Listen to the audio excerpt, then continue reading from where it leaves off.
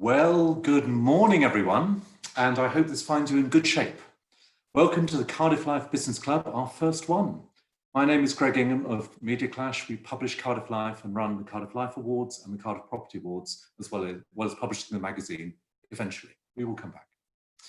Yes, this is our first Cardiff Life Business Club, our tales from the lockdown, candid insights from disparate sectors on how people are navigating these very, very weird times, personally, professionally, and managerially.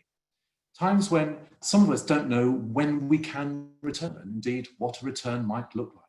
And times when, to be honest, we can all do with hearing others' experiences and thoughts.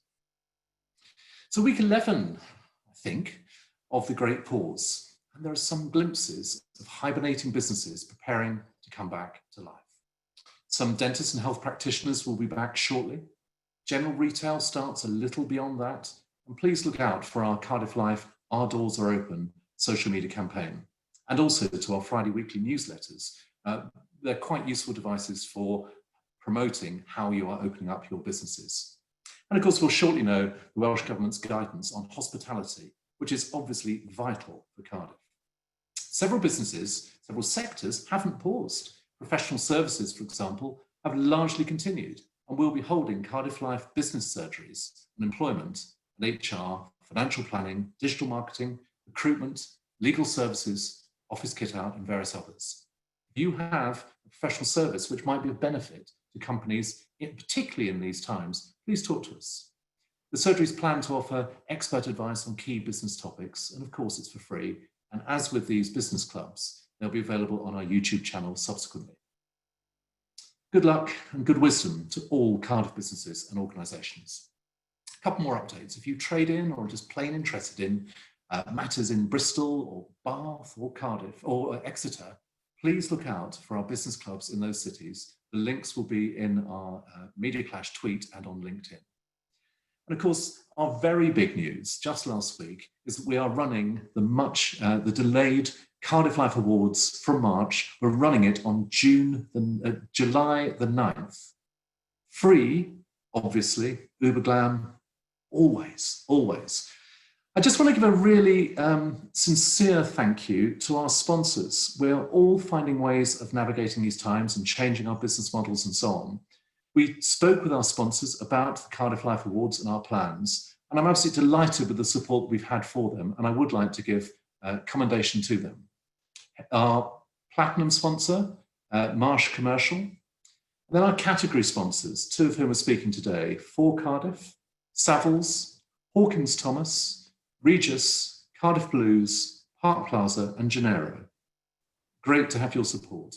We're aiming to create a unique and very special event for all of Cardiff, and we'll have the odd surprises, as those of you were there in 2019 who saw the Gareth Bale sort of appearance may attest. One other here, and we're also looking for official food and drink partners for the night. We'll promote them, and a proportion of the trade which is done that night will go to local charities through the awards.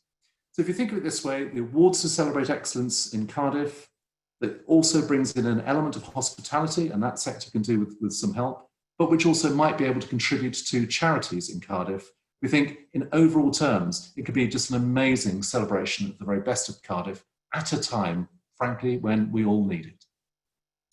To our speakers today, we'll be hearing from, in this order, Adrian Field from For Cardiff, Linda James of BulliesOut, and Dan Rees of Savills. We'll have short interviews with each, and please send us your questions. You'll see at the bottom of your screens, there's a Q&A button. Please send us your questions through, and we'll take as many as we can during the session. So let's, if we may, bring Adrian to the fore. Adrian, if you'd like to step forward digitally.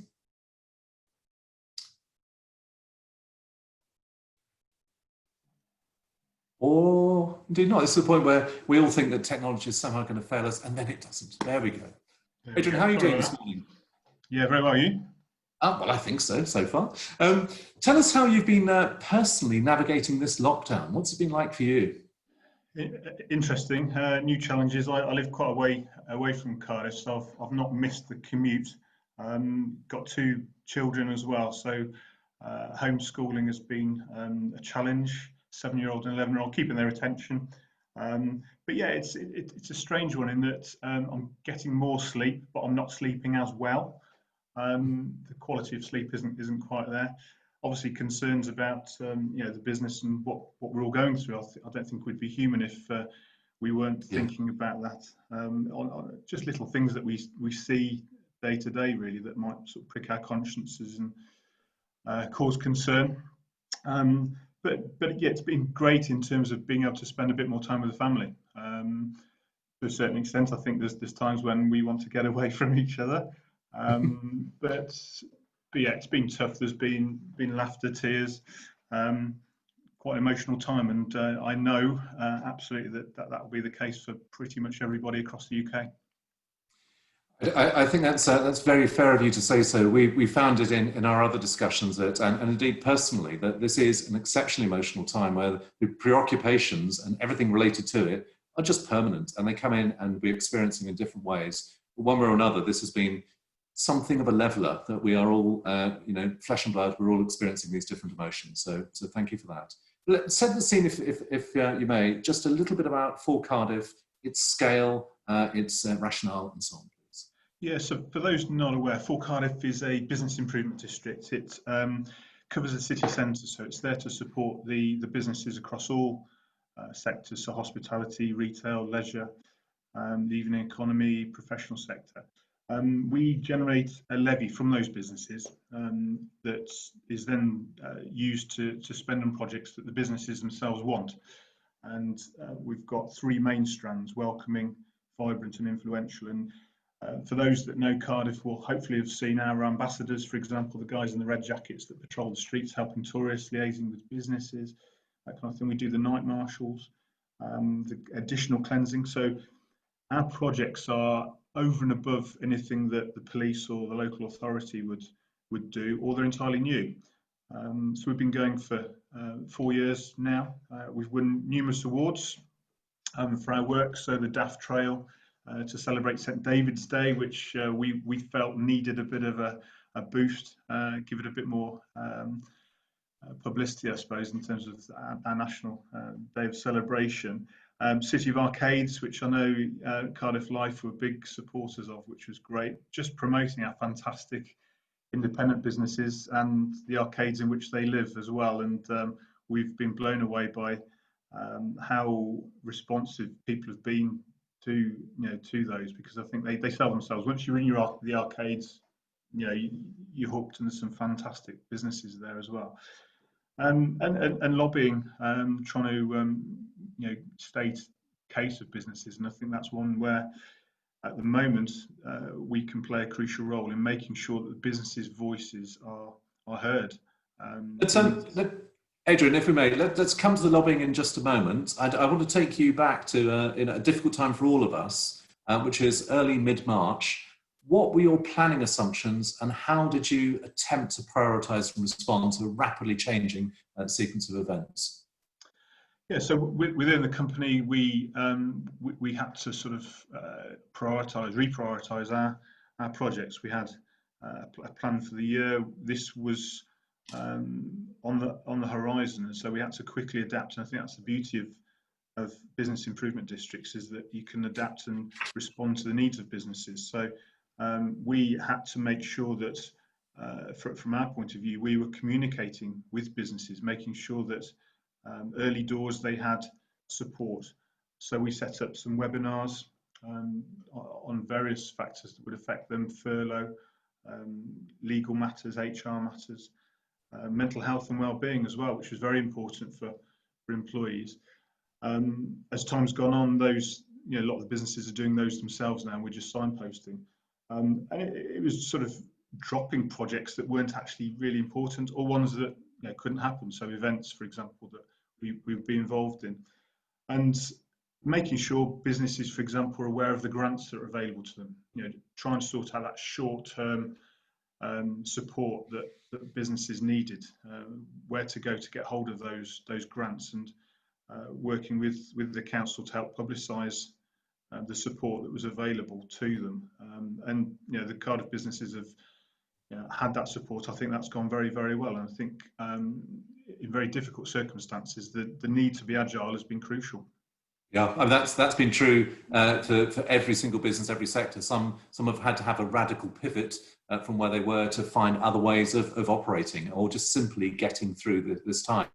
Tell me what it's like, sort of managerially, you and the team shifting, in a sense, transitioning from action to comms. Your role has largely been communication based for obvious reasons since March. Yeah, absolutely. It's been very much B2B comms for the moment, and I think once we get the nod, certainly in terms of when non-essential retail and hospitality can open, I think there'll be a shift there, and having to be really careful as to what that message is. We're not about trying to get as many people in as quickly as we can. It's about reassurance for the customer, making sure that they're aware that they can get into Cardiff safely, that the city centre is clean, remains clean, and we do a lot of work on additional cleansing of the city centre, and that people feel confident, safe, that everything's been done to reassure them, to get them in and have a pleasurable experience, because if they don't, then they're not going to come back, and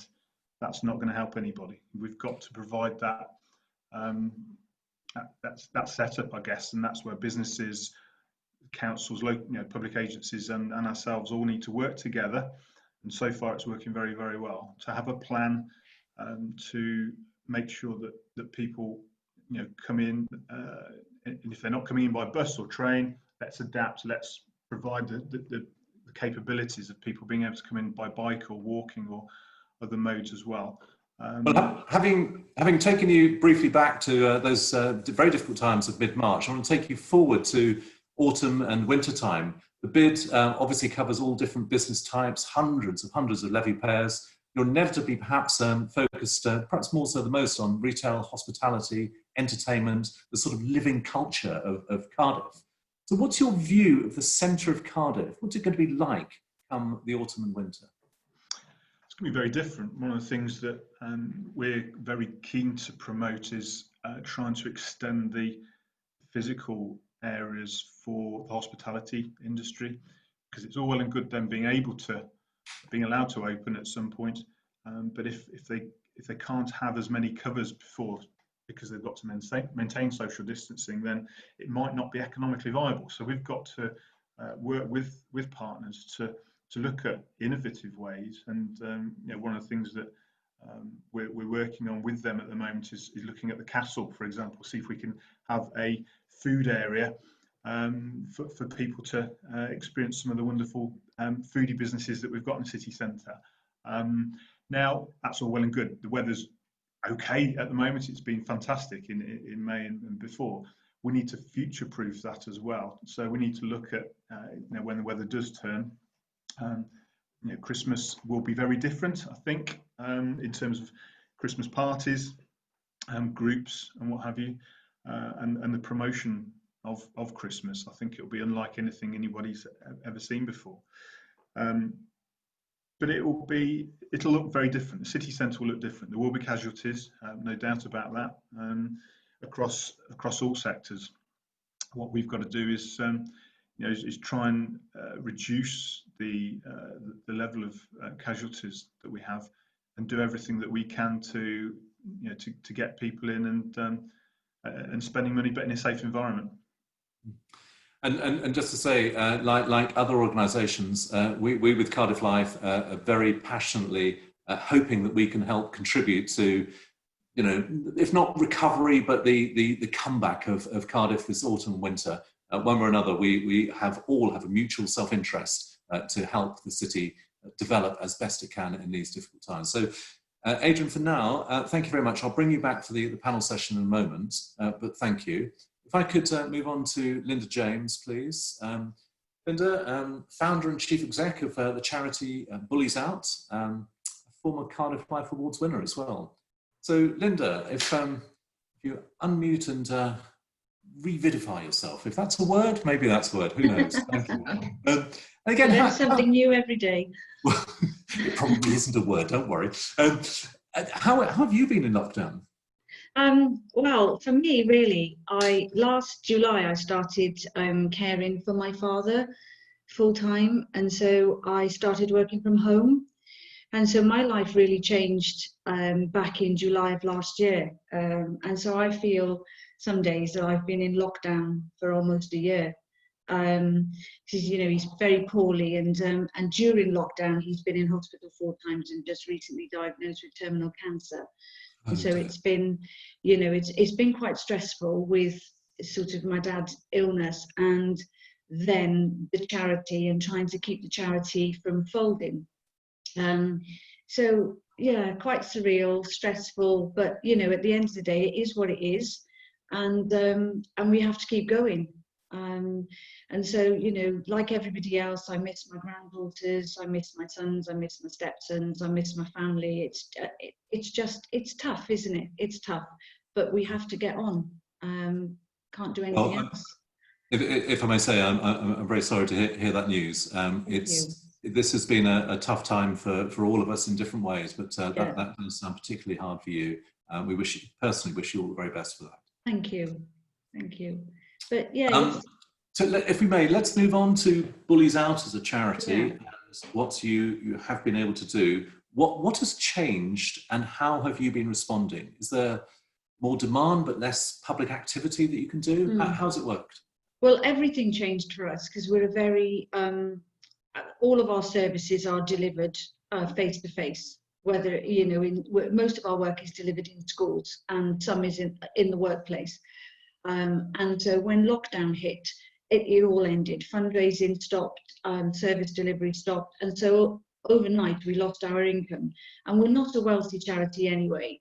You know, some although we're not in debt, we've never had any debt. Our finances are, you know, quite challenging. But one thing we have been able to continue is our mentoring, and it's moved online. And so that's the one, I suppose, really important factor for us, that we were able to continue that, because despite schools being closed, the bullying hasn't gone away, and so many people are now being bullied. Well, they're always bullied online, but there seems to be a bit of an increase, and especially with adults, we're having more adults coming to us for mentoring. And I suppose, you know, in the work, those that are going to work, it's very stressful, emotions are running high, and whether it's the term, there's a term accidental bullying, or whether it is, you know, bullying, it is what it is, and people are reaching out to us for more support, and I'm just ever so grateful that our mentors are able to still provide that support for those who need us. Do you think there's been an increased indications of bullying, that it's the pressure of lockdown is like displacement activity, or is it a fundamentally rising trend? How do you try and diagnose the cause of this, or the start point? Yeah, it's probably a bit of both. I mean, at the moment, you know, you have more people online, and they're online for longer, and so that could be one of the causes of an increase as well. Because I mean, you know, young people as well, I think they think with their fingers, they start typing, and they don't engage their brains with what they're actually saying. It just comes out, and you know, and they can be quite brutal online towards each other. We know that, and so it can be a mixture of lockdown, and maybe they're at home, and you know, maybe you know, as we've just heard from Adrian, you know, when you're at home with your family and you're all together, again, you can all get very stressful, and they might just go online and take it out on somebody else. I think it can be a mix, but you know, whatever the reasons, it's still there. It's happening, and trolling is still happening as well with adults. And it's vicious, and these people need to reach out to somebody, and they need somebody to turn to and somebody to talk to, and that's why I'm so grateful that we were able to continue that service. I mean, it is absolutely the case. Lockdown is pressurizing all of us, and that pressure comes out in different ways, different emotions, very, very negative emotions, as you're describing there. Tell us a little bit about your mentors. What sort of background, experience, and indeed, are you looking for more mentors? Yes, we could do with a few more, to be honest. The mentors that we have are they're trained counsellors. We don't tell the young people that because they probably wouldn't come online. You mentioned the word counsellor and some of them would run for the hills. And so that's why we call them mentors. And of course, we provide a lot of training ourselves in different areas, whether it's in suicide, in self-harm, in eating disorders, because of course we deal with a lot of that as well. And at the moment, they're dealing with the issues by email because it's the only way that we can do it. We have discussed going via Zoom as well, again, but that's up to the individual, because young people, they like using email because I suppose they're still invisible. They can't be seen. For many young people, that's the way forward. They like that. They get it all off their chest and they feel that by not looking at us, I suppose, then it's better for them. And so, you know, they're highly qualified, they're trained, they're just an amazing team. They really are. And they will just work with a person for as long as it needs. We don't say, well, you can have 6 sessions or so many sessions. It's for as long as it takes, and that could be 6 months, it could be a year. It's for when the other person feels that they're ready to sort of step down from the mentoring. I suppose the other advantage of email is that it's sort of staccato. You can respond when you wish to respond. You don't have to respond in real time like this conversation is now. Absolutely, absolutely. Tell me a little bit more about, for some of the people on this call, if they were to be interested in mentoring, what type of background might they have had? And very, very roughly, what type of training would they need before being sort of fully fledged and so on? Yeah, I mean, now with lockdown, of course, it's going to take us longer to train people. Although we are, you know, we can and do have some online training, but we do prefer face-to-face training for some of the you know, the areas that we cover. It's always good if they've had a background in either mentoring or, you know, counselling, whether that's as, you know, trainee counsellors. They don't have to be sort of, you know, a fully fledged counsellor. So it's always good if they've had that background, because some of the things that they will hear are really, you know, they're traumatizing, and so you have to sort of have the ability to be able to deal with that. On saying that, we do provide support for our mentors, especially when they've had to deal with maybe either a potential suicide issue, because there's always the worry, you know, if that person doesn't come back for a couple of days, it's still in your head, have they done it or have they not? You know, and the relief when they do come back to know that they haven't, it is a huge relief. So, you know, that's why we provide support for our mentors as well. So, yeah, if they've got that background, that's great. And, you know, they just get in touch with us through our volunteers at BulliesOut.com email address. And the person then who deals with that will get in touch with them and just, you know, send them the information and sort of take it from there with them. Well, I hope you may, from this, or indeed from when it's on YouTube and so on, I hope others may think about, perhaps even from perhaps a teaching background as well, might have some degree of skill set which is similar. I wanted to come on to perhaps a slightly lighter point, which is, you've touched on social media and how both pervasive but also how damaging it can be. But you're also using it positively yourselves. You've just launched the Instagram Speak Out chat. If you could just briefly tell us what that is, please.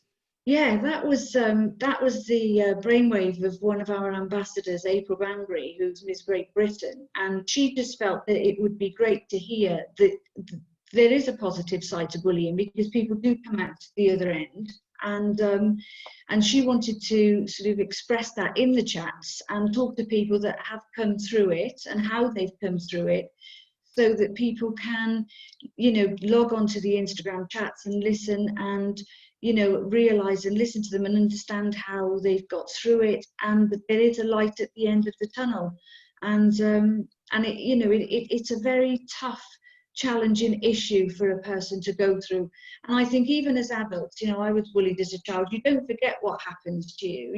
It's always there in your mind, what a person said about you to you, what they did to you. But you know, you can get through it. And listening to these people, especially the ones that, you know, I suppose have gone on to sort of achieve their childhood dreams as well. Because sometimes you can have your childhood dreams really taken out from underneath you by bullying. So, you know, when she said about launching the chats, I'm not really hugely savvy on social media.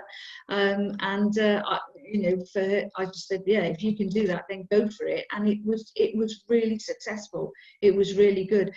However, the person, Kerry Parker, that she spoke to, who is a model and a stunt artist, is still hugely trolled now, really badly trolled. But she was talking about how she deals with it and how she ignores it and just gets on with her life and just totally ignores the people that are trolling her. And a couple of last things at this stage. To our Cardiff Life marketing team, I suggest if we can, let's link to that Instagram Speak Out campaign. I think the more all of us can do to help publicise. I want to come back to BulliesOut as an organisation. We've touched on mentoring. With all the people on this call today, the dozens of businesses and so on, is there anything else they could do? What help would you wish from people on this call? Well, at the moment, we've got our appeal out there because, unfortunately, we weren't one of the fortunate charities to receive any money from the government. We didn't fall into their category. And so we've not had, apart from two small donations from two local trusts in Wales, we've not had any income at all since lockdown, other than what we've been able to raise through donations and online fundraising.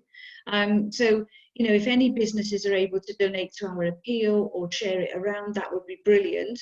But when the time is right for them, we do have a corporate partner scheme. And that can be, you know, businesses can join that scheme in any way through either a monthly donation or by donating pro bono work, you know, whatever is best for the donation, for the business. You know, we just work with businesses and build a relationship that suits both parties. And we appreciate that donations are not always easy for businesses, but they can offer pro bono work. And that worked well for us as well, because, you know, everything helps. Thank you. To the businesses of Cardiff hearing this, you've heard the point. This has been, I have to say, very touching and also inspirational, what you've been talking about. Please step forward. We've just had a note during this. This is from Nia Morgan, saying she's currently supporting the volunteering team at Virgin Money. We're currently looking for remote volunteering opportunities that we can share with colleagues. Would love to discuss further to find out how we can support you. Brilliant. That's brilliant. Thank you. So we'll you know, put you in touch and so on. Linda, thank you ever so much for being so kind. You know, personally, we wish you all the best. We will come back for a panel discussion very shortly, but thank you. Thank you. Thanks. Move now, if we may, to Dan at Savills. Good morning, Dan. Are you all right? How are you?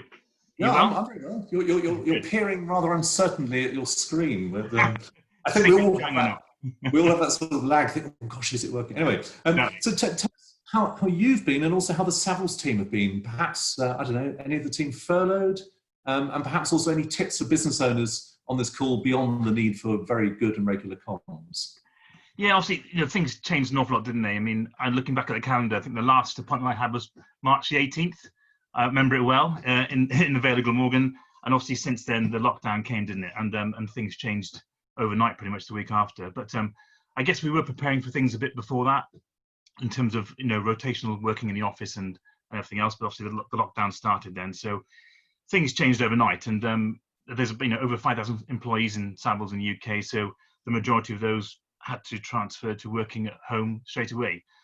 Some of us are used to doing that. I do a bit of that anyway, but a lot of people, that was new to them, and so that was quite, you know, a shock to get into it. But we were lucky that we had a great IT support, and things worked out on that. So, but it did change day-to-day working. Of course it did, because, you know, we are a people business.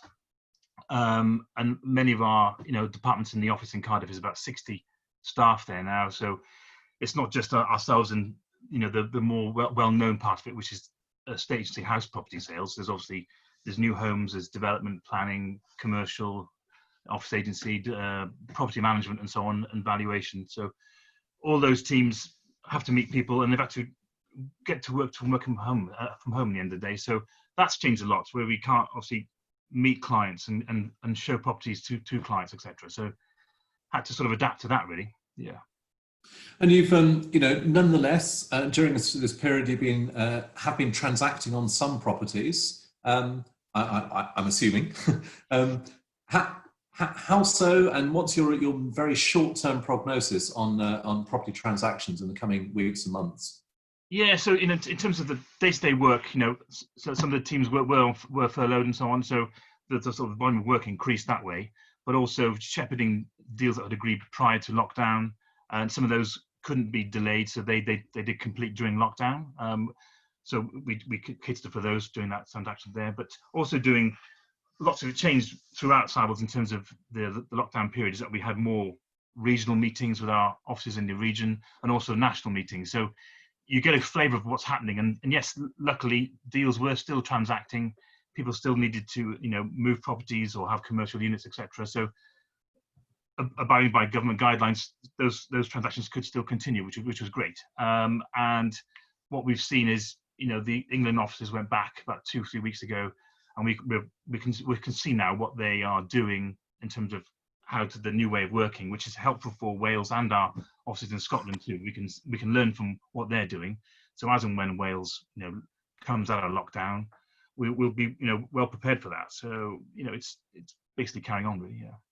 And what's your, and this is very difficult for all of us to interpret, whether it's the next few weeks, few months, even next couple of quarters, what's your level of confidence and your expectations for the remainder of this calendar year? So in terms of the start of the year was very strong. We've had, as everybody knows, we've had a few sort of roller coaster parts of with the economy. So we've had obviously Brexit and then the election.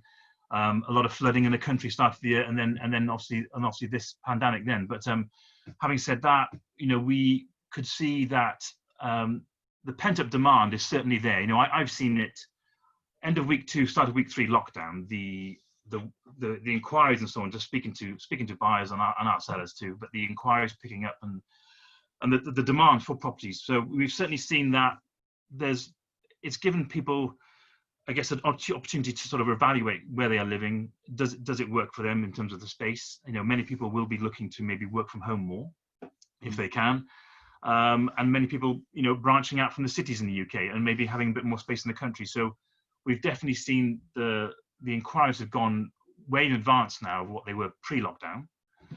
Granted, there's people at home and they've got more time to look at things, but there's a lot of people. Those are serious people that want to move away. So we've seen that too with our English offices that have gone back. They've been very busy past 2 weeks, just catching up. And so we'll see that pent up demand certainly. And I think it'll be very busy when we get back. We've got lots of, viewings to sort out and people to see for valuations and in terms of marketing. We're not obviously ignoring the fact that yes, we're going to have a tough economy for a while, but the pent up demand will certainly be there. And it's hopeful that the economy will be more of a speedy recovery compared to the global crisis, the last one we had. So that's. And I wondered, again, this is like a double complexity of interpretation, but as far as you can gauge, do you think that Cardiff is inherently any different, perhaps from the rest of the UK, in terms of, I don't know, greater resilience? It's got extraordinary growth built into it, the UK's fastest growing city. Is that going to actually place Cardiff in perhaps proportionally a better position than other UK cities in terms of property?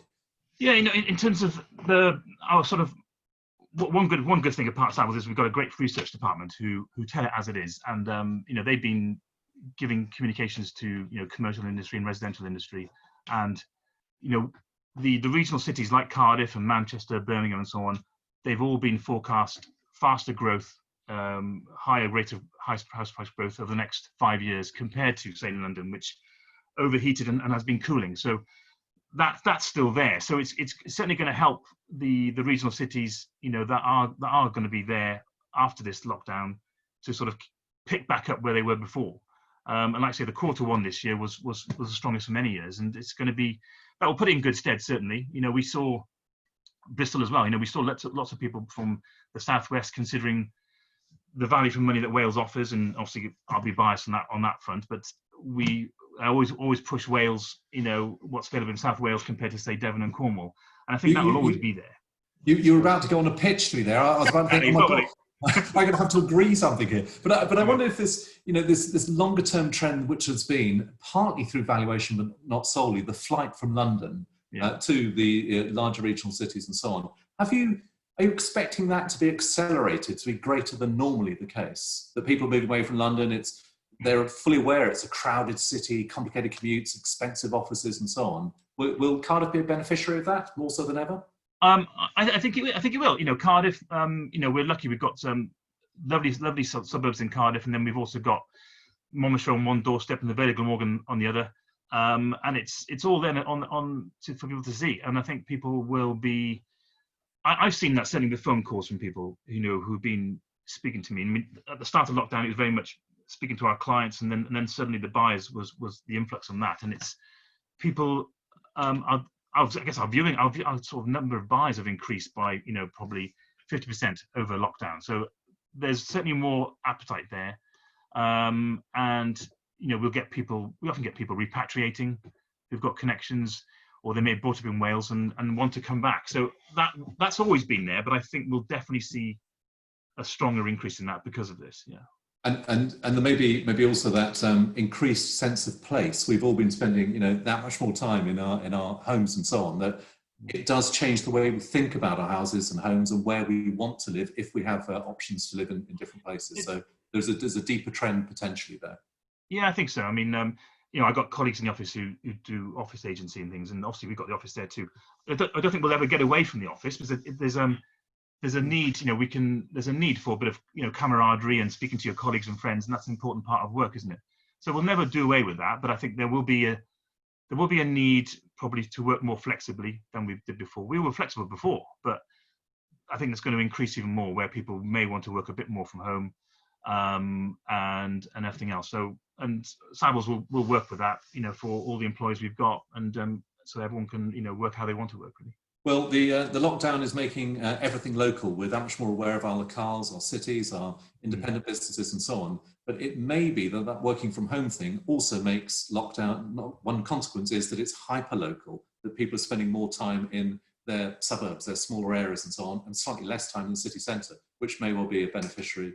You know, Savills and others will be beneficiaries of that. Dan, for now, if we keep you on screen, as it were, and let's have Linda and Adrian rejoin us. We may. And Linda, as you rejoin, there's a nice note from Karen Rocky at Martin Prowl saying, lovely to see Linda at BulliesOut, and she'll be speaking to you soon. So, you know, you've come over very well this morning, and we do appreciate that. Thank you. Let's come on to the, one of the obvious issues which all businesses either are facing or will face shortly, which is social distancing. What do you think it might mean in your sectors? Maybe, Dan, I'm not so much thinking of Savills office itself, but how Savills transacts and so on. But for you, Adrian, in a different way for you, Linda, and so on, what are your planning assumptions about social distancing, and how will it change the way that you will be operating going forwards? Adrian, perhaps first. Yeah, I think for us, we've got a team of ambassadors who are out and about, as I mentioned earlier. Their role is to engage with businesses, help people who might be lost or want to know where a particular shop or pub or cafe is. We've got to make sure that they're protected, make sure they feel safe, and also advise people on their own social distancing, because the retailers at the moment, it's not so much of a problem when they're queuing outside a bank or a supermarket, what have you, but when all the shops open, or as many do when allowed to, that's going to put pressure on the streets as well. So our staff have got to make sure that they're helping to communicate social distancing. And then within the office as well, we've got to make sure that perhaps we look at flexible working hours. We're doing some planning at the moment for when office staff return, making use of spaces that perhaps underutilised as well. communal kitchen areas, for example. Do people bring in their own lunches? We provide more microwaves and kettles. Do people bring in their own sort of flasks for hot drinks? Those kind of things, really. And a lot to think about. One of the things we are keen on doing is sharing some of the experiences that businesses are doing as well. So rather than everyone reinventing the wheel, if businesses are doing risk assessments, we're creating a portal at the moment where people can send those in, and others can look at those and perhaps adapt them to their own needs as well. So hopefully that provides a bit of support for businesses. That sounds like a very sensible, practical thing, and we'll happily cross-promote through Cardiff Life wherever we can. Linda, can I come to you on that social distancing point? Perhaps specifically about BulliesOut, but slightly more generally about how we're all going to navigate this if we're all going to have to be that much more distance than we ever been previously. Yeah. How do you think that will affect people psychologically? Gosh, I think it's going to be tough psychologically. Although I think now we're seeing more and more people, or I am, if I do go to sort of the local shop and things that are not really social distancing, which can be a bit of a worry.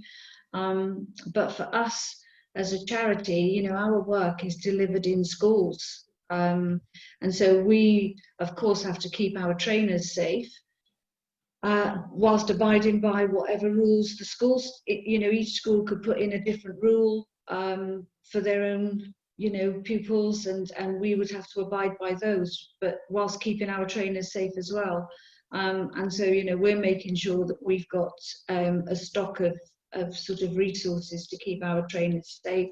But for us, it's whether or not, when the schools go back, whether they would allow an outside organisation to come in anyway.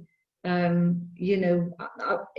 they go back shortly, I can't see that happening until at the very least September for us, which is why we're trying to get more of our activities online for them to sort of get involved in, because although we don't. We're sort of at the front of the classroom, nonetheless we're still in that classroom. So yeah, we'll just have to see with our work how we can manage it and sort of stand at the front and deliver the work and then out. Out. Out. Dan, yeah. Dan, for you as a business, and again slightly more generally perhaps, how do you think social distancing will affect the way we will all be doing business? In terms of, we've got that now in terms of, I guess, meeting clients, and our, and prospective buyers, etc. So we've got to, what we're doing a lot in lockdown is offering virtual videos from our clients to prospective buyers. So we need to be at least doing that first,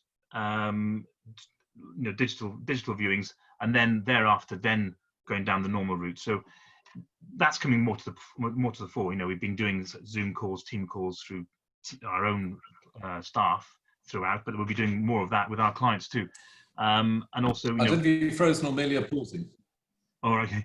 So, in terms of there'll be certainly more virtual interactions to start with, but as and when then just following the safety guidelines in terms of doing the actual physical meeting, abiding by distancing and everything else. But there'll still be need to meet and see properties at the end of the day, but as long as we are abiding by guidelines and so on and etc., then we'll try and make it as normal as possible.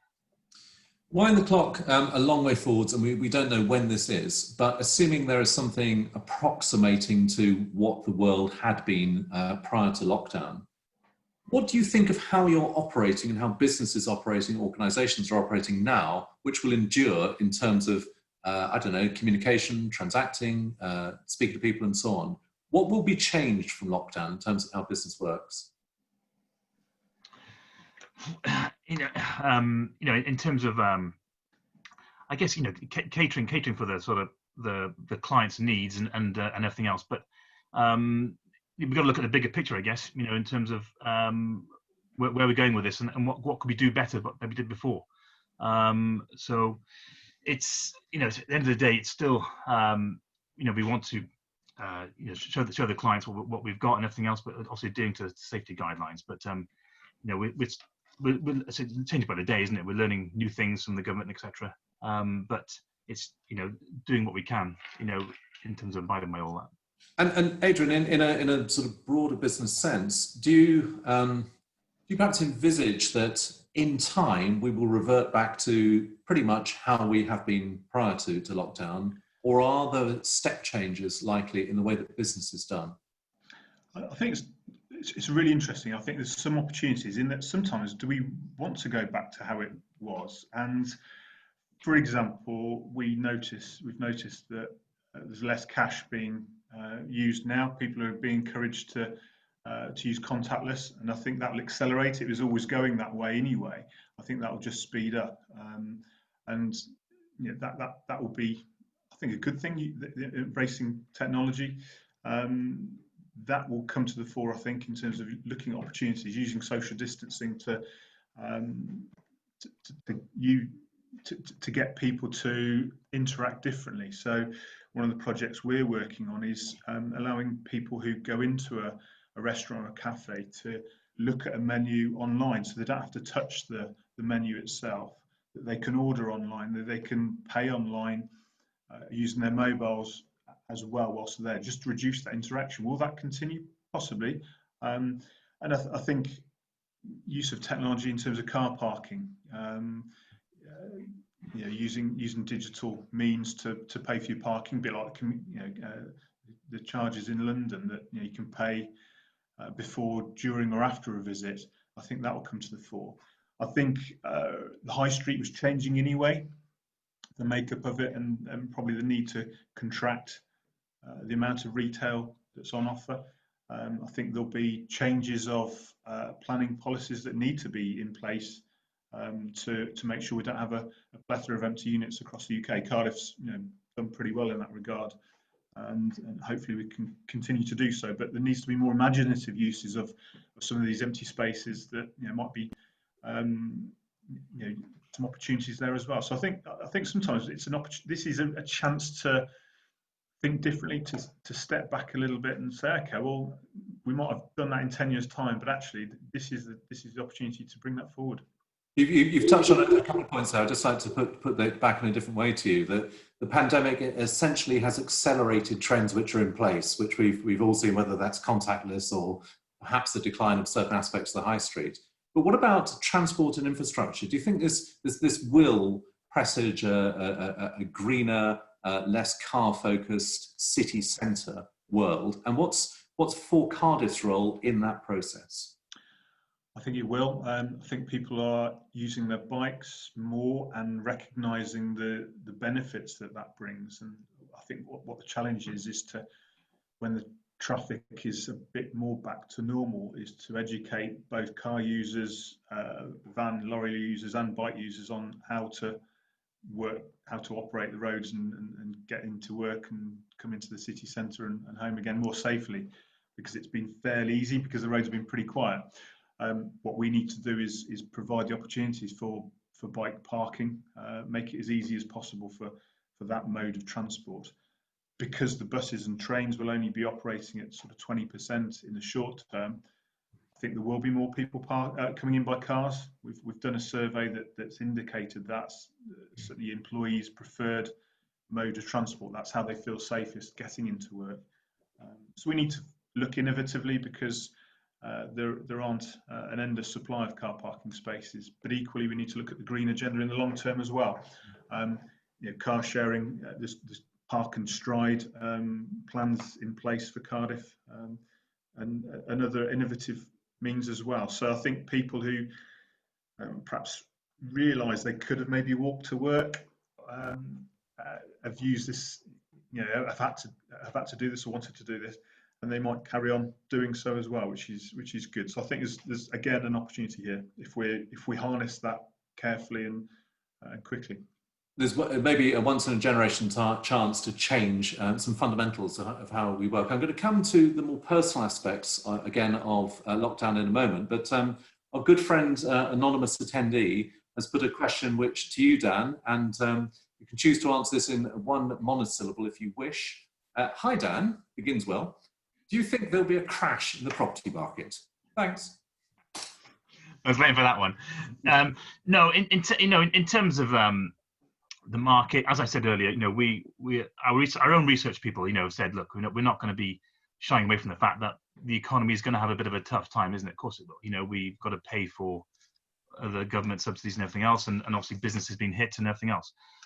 So we can't shy from that. And our own forecast has said that prices could drop, by a degree. So, but having said that, the strength of the market prior was really strong, and so all our researchers and experts is thinking that there will be a bit of a dip in house prices, but it won't be as pronounced or as painful as the last global banking crisis. So because we're starting from a stronger footing, so that's where we are on that front. I mean, yes, we had sort of lots of webinars throughout the lockdown, which has gone down well with clients, with our research team, speaking to sellers and buyers, and yes, they could say softening of 5-10% for the short term, but then we're expecting the market to recover quickly after that. So there'll be some short term low, but then we're hoping it will recover strongly after that, because the demand is there and the supply is quite low at the moment. So you'll be very pleased to know this exact split second. You mentioned your research department. Lucian Cook is your head of research. Just put around a great big peroration analysing the market, which I'm not going to attempt to digest live. Great. But doubtless it's insightful and thoughtful. Talking of which, let's come on to the personal side here. Take the bigger picture. This isn't a time frame thing. This is a more general point. And I'll perhaps start with you, Linda, on this one. Do you buy the idea that lockdown has made us, and many of us, sort of try to be more thoughtful, more contemplative, perhaps softer in our approach, maybe more collaborative even? Or will, as soon as we get back, whatever back means, we just revert to being the atavistic, in it for yourself sort of people, which some people at least are? Is it going to change the way we operate in societal terms? Well, I hope so, because I think we've seen a lot of good things happening, and I really hope that does continue, because it's needed in this world. It really is, and so I really hope that, like I said, I hope it does continue, and I don't think that we will, or not everybody will, revert back to how we were. I think a lot of the good that has happened will continue to happen, because maybe this has made people realise just how some people are struggling in the world, and how they need help, and how really 5 minutes out of somebody's day to help somebody else is nothing really, but it makes a massive difference to the person that is being supported. So I do think that a lot of the good will continue. I do.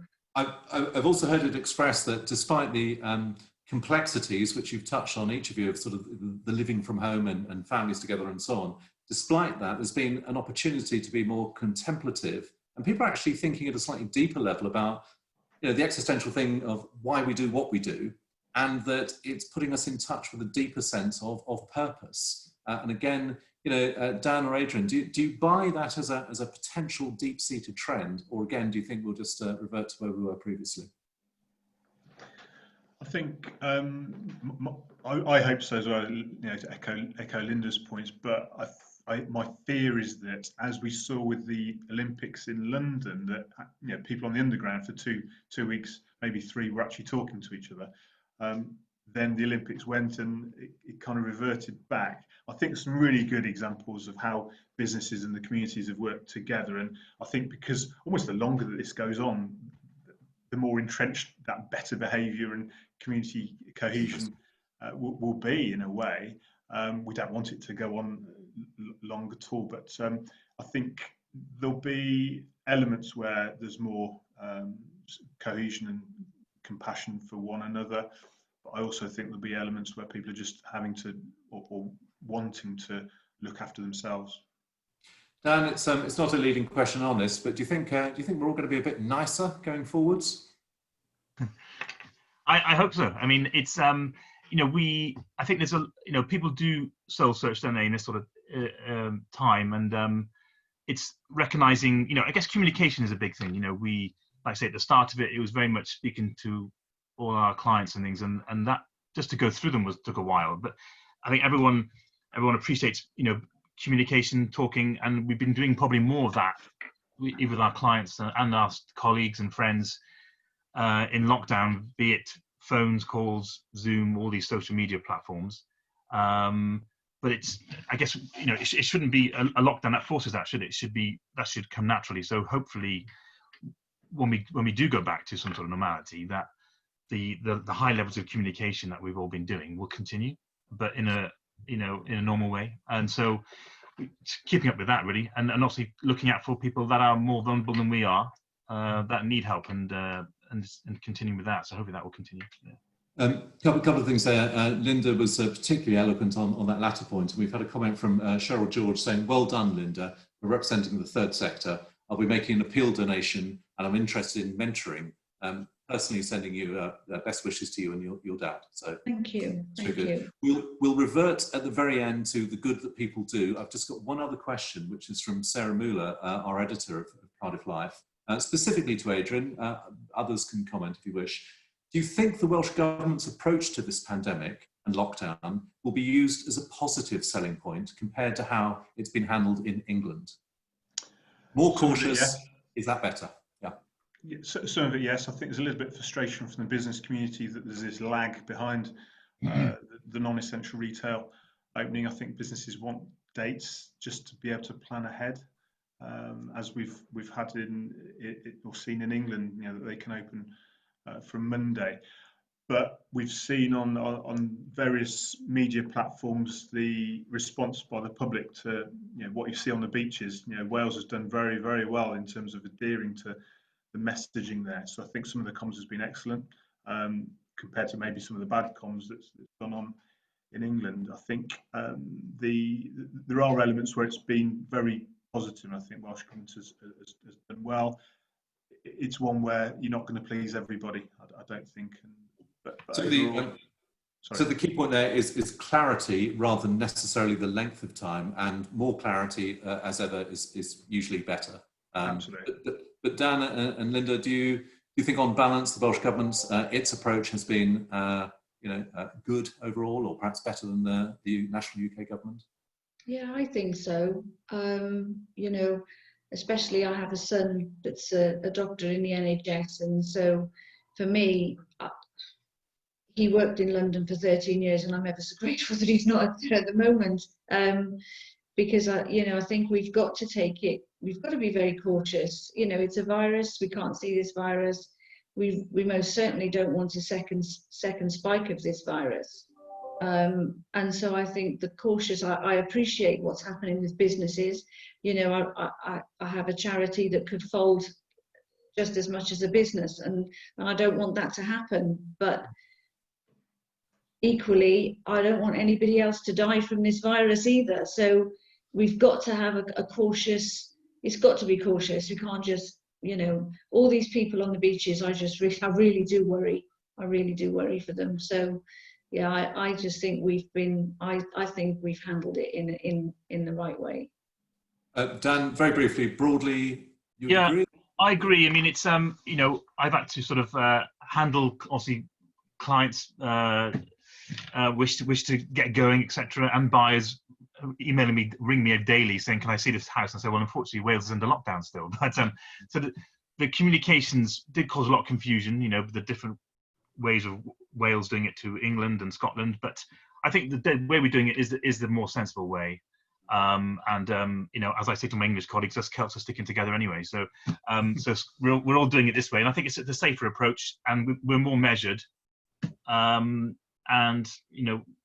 Things we can see the light at the end of the tunnel now, hopefully, and we'll just. Let's hope the light at the end of the tunnel isn't an on-rushing train, but well, that's a rather dim note to end on. I'm going to end on a more positive note. It's been really touching in the last few weeks, months, to see how the people and businesses of Cardiff are finding clever ways to support and help where they can.